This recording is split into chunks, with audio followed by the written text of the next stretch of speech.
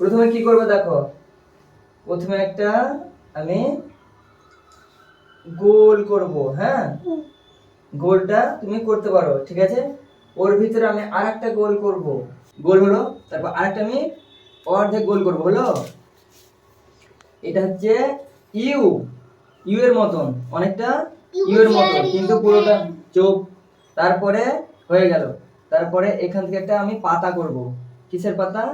আমের পাতার মতন, ঠিক আছে। আমের পাতা হয়ে গেল।